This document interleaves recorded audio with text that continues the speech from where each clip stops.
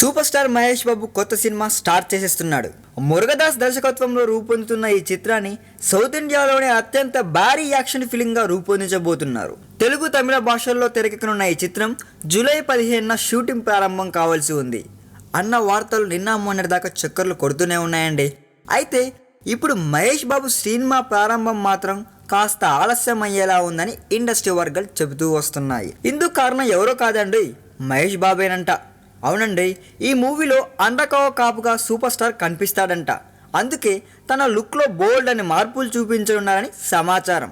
పాత్రకు కావాల్సినట్టుగా మేకోవర్ అయ్యేందుకు మరింత సమయం అవసరం అవడంతో జూలై నెలాఖరు వరకు సినిమా ప్రారంభాన్ని వాయిదా వేస్తున్నట్టు తెలుస్తుంది. మరి మహేష్, మురుగదాస్ కాంబినేషన్లో వస్తున్న ఈ చిత్రాన్ని ఫుల్ లెంత్ యాక్షన్ మూవీగా తెరకెక్కించనున్నారంటండి.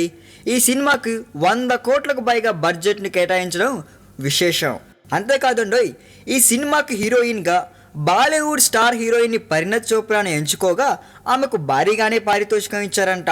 ఓ తెలుగు సినిమా కోసం భారీ మొత్తం పారితోషికం అందుకుంటున్న మొదటి హీరోయిన్ పరిణతియేనని సినిమా వర్గాలు గుప్పమంటున్నాయండి.